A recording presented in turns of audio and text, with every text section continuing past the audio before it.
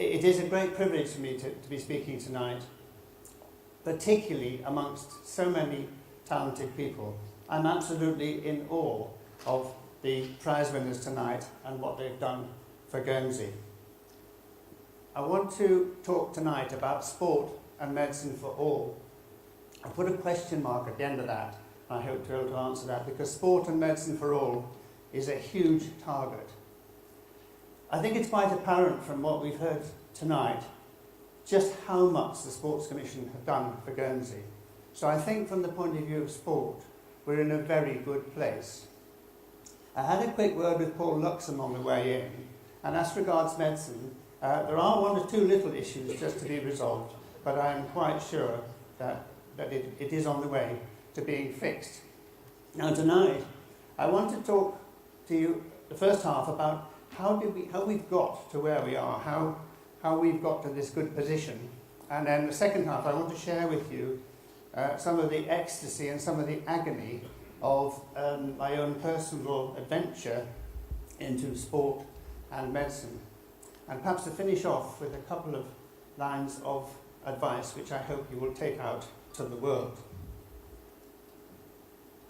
This is a quotation that sport and medicine share common aims. They have a vital and expanding role in improving the lives of individuals around the world. RB. RB is Roger Bannister. This is Roger Bannister in 1954, when he did the first sub-4-minute mile. And this is him at the handover of the Olympic torch in 2012.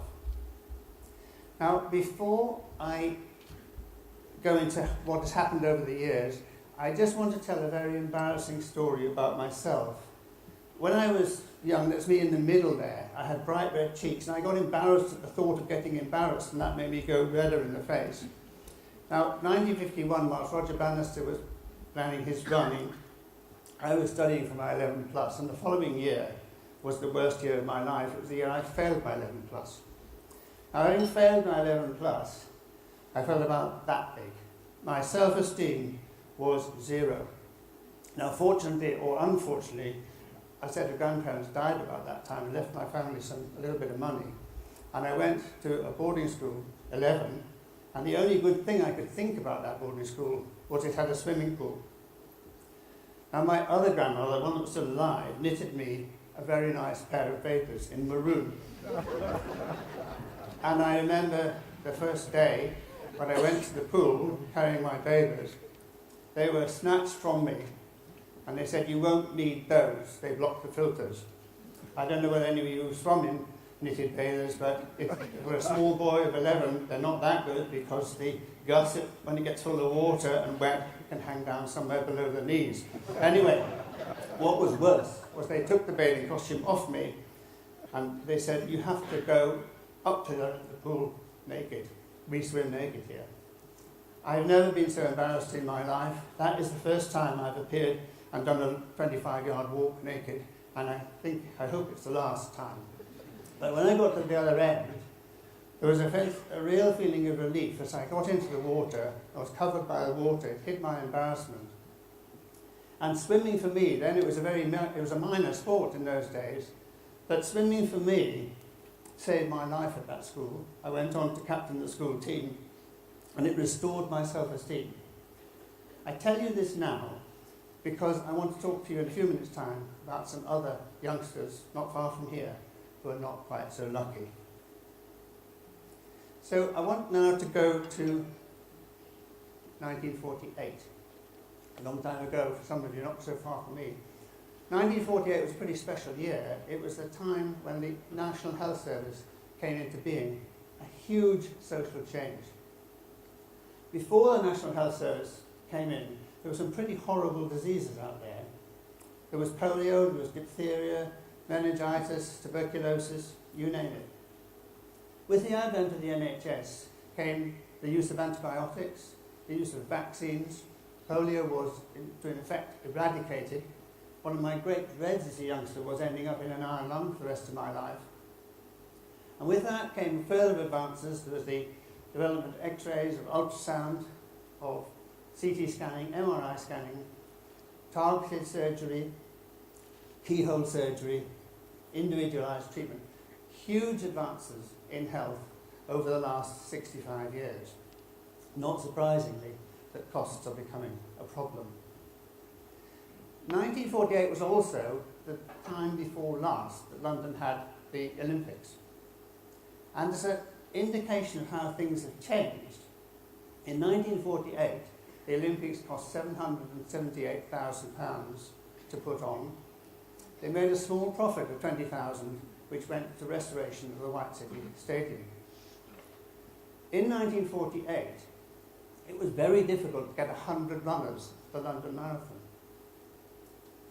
Today, the London Marathon is one of the greatest road races of all time, attracting thousands and thousands of participants at all levels, many of them raising money for their favourite charities, many of those charities medical. So what's happened in that time? What's happened in the interim time? Well, the first Minister of Sport was Derek Howell. Derek Howell was appointed by Harold Wilson, and he went to Harold Wilson and said, "Thanks for the job, I'm the Minister of Sport, what do I do?" And Harold Wilson said, "Well, you're the Minister of Sport, you decide." "Okay," he said, "have I got a budget?" And Harold Wilson said, "Yes." He said, "Well, how much is my budget?" He said, "Well, how much do you need?" I said, "Well, I need 500,000. He just plucked the figure out of the air. "Okay," he said, "you've got 500,000.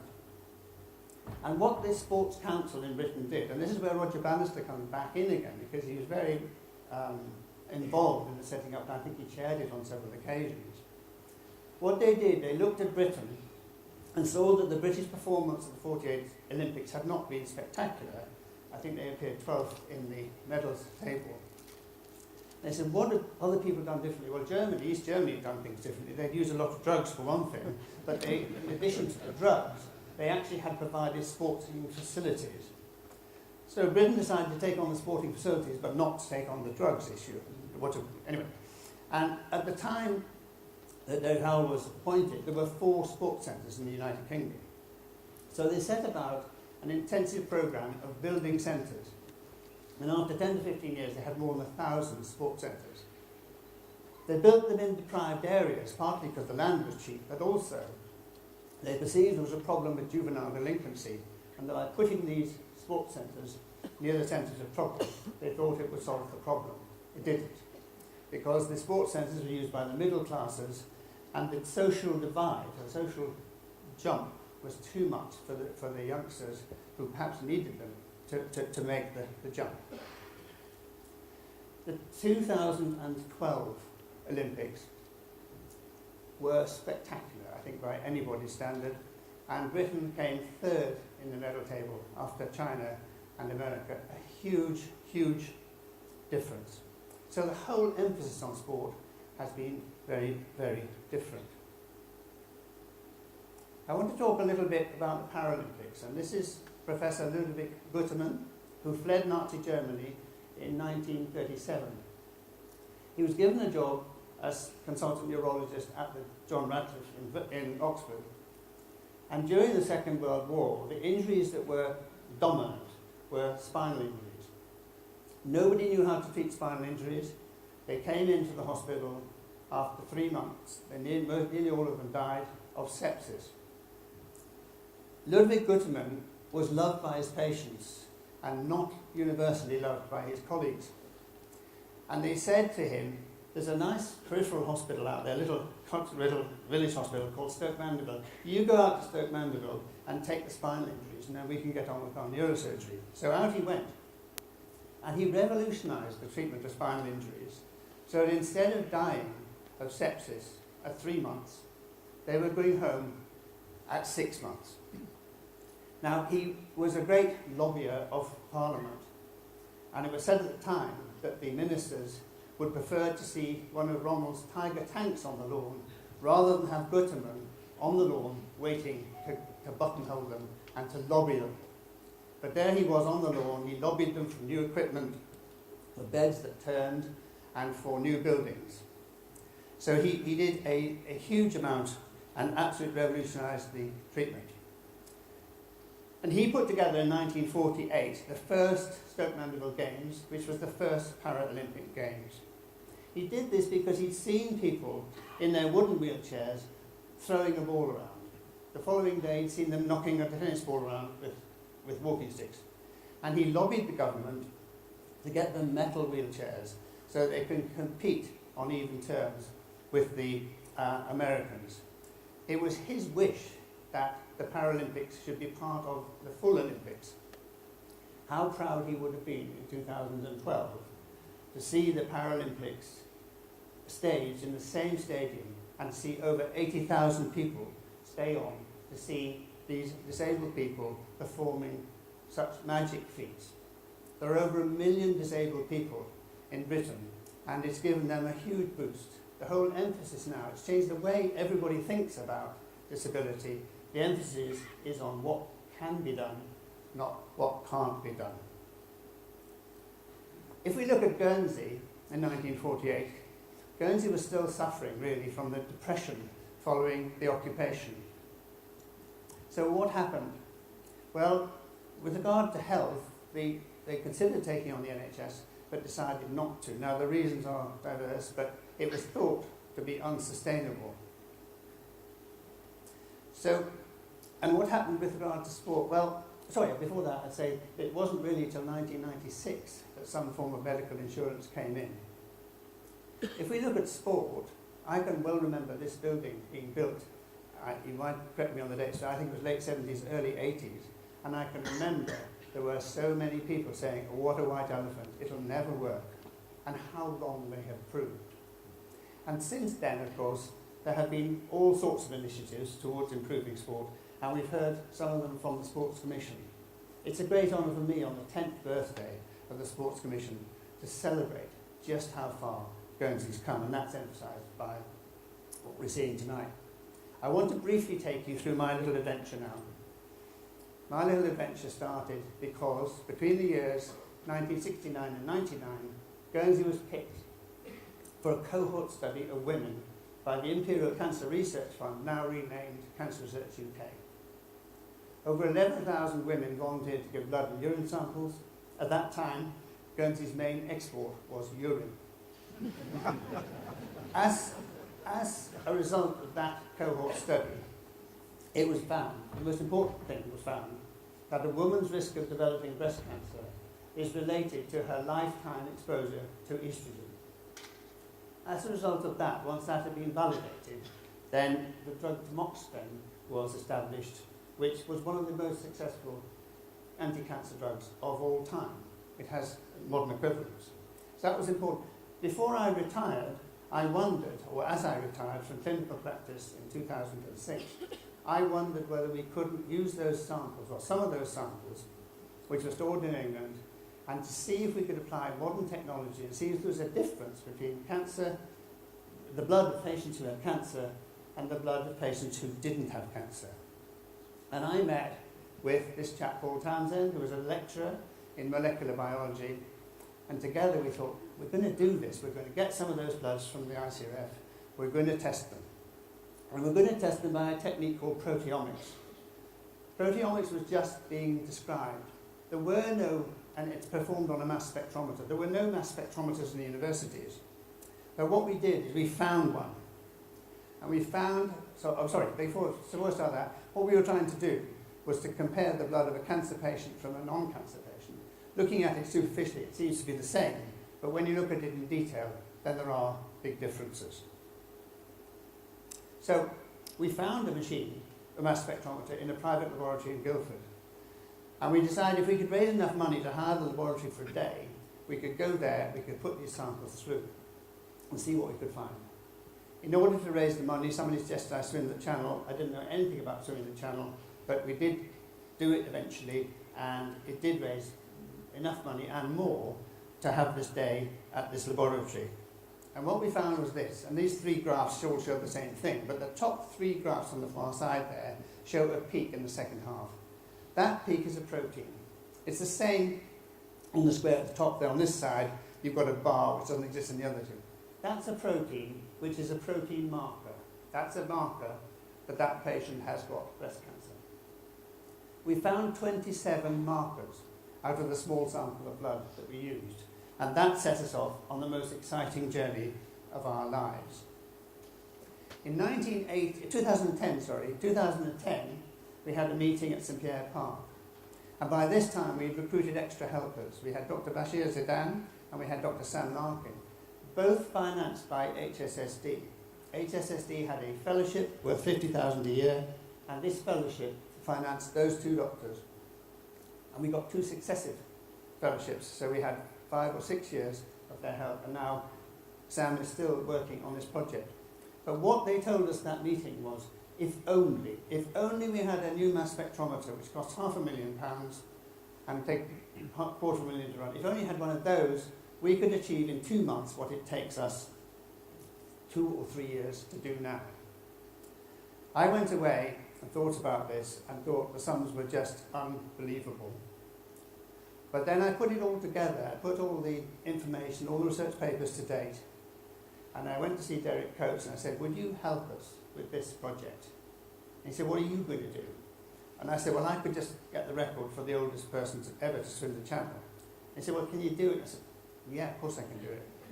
Anyway, so the deal was struck, and he handed over, or he said he would hand over, if I did it, not if I didn't, a cheque for £250,000. And he also put Healthspan behind the project.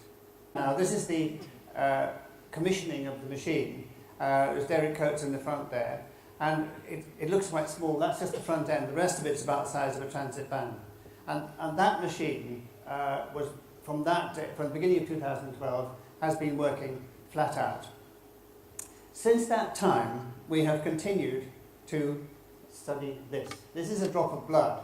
I hoped to be able to give you a picture of my blood, but I was too scared to prick my finger to take a picture of my blood, but it is blood anyway. And Guernsey had, over the past 9 years, have contributed one way or another just over £1 million to researching this drop of blood. We are researching markers for prostate cancer, for breast cancer, for ovarian cancer, and we are now at the stage that one little drop of blood is enough to go through the new mass spectrometers to give an analysis. In that drop of blood, there are over 30,000 proteins. We're working through it. They're working through it. I'm not doing it, but it's now Manchester working through it. And if you say, well, is it really worth Guernsey spending £1 million? I would tell you that towards the end of last year, we put in for a grant to the Medical Research Council, and they awarded £13.5 million to this project. And now the grant has gone up from other sources in the University of Manchester to £18 million. That is because of the work that started here. Right. Now, do you think it's possible to achieve these figures? I can see you read them. It's 60% reduction in heart attacks. Is it 50%? No, 60% in dementia, 40% less cancers, and 70% less cases of diabetes. I don't know whether you think that's a possibility. Anyway, I'll tell you that it is. A survey done by Cardiff University, published last year, studying men over a 35-year period, showed that there are 5 simple rules that will achieve these results. Fantastic results. Just think of the resource implication of saving all those fewer things. And these are the lessons. Very simple.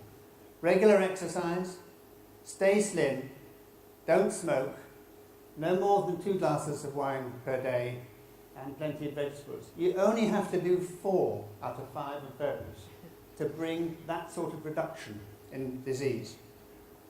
And I would suggest that all of you in this room are doing that anyway. So who's going to get this message out? This message will produce that sort of result for nothing. It's just a change in lifestyle. And I would suggest to you, ladies and gentlemen, you are the people to get this message out. This really works. You've all done it, or nearly all of you have done it. And you are the role models by the sporting team. You're the people that the island looks up to. And I suggest that you can get this message by your example, by you being the ambassadors of sport. So I go back to the original quote. sport and medicine have shared aims. They undoubtedly do. The number of people raising money for medical causes from sport is superb. And medicine has responded because now there's a new faculty of sports medicine. The new consultants who are specialists in sports medicine only are now out there to help you keep going. Sports medicine for all, I leave the question mark because I don't think that we have quite got it for everybody. I was going to tell you, and I'll just tell you very briefly, that for the past 5 years I just finished a stint as president of the Child Youth Community Tribunal. And in our work, which is aiming to keep children safe, I have been very shocked by some of the situations that I've come across on this island. There are children out there who, like me, when I failed my 11 plus, but much, much worse, children out there who come from fractured families, who have given up hope, who have no self-esteem. And some of these kids end up in their bedroom with their Xbox and with their computers, and that's where they are at home. That's where they spend the night. When you're home or tonight or going to bed, these kids are still on their Xbox, which is designed to be addictive to children. In the morning, these kids will not be going to school. They'll be too tired. So there have been some fantastic initiatives by the Sports Commission, but I would say, unfortunately, we still have some further to go. Thank you very much.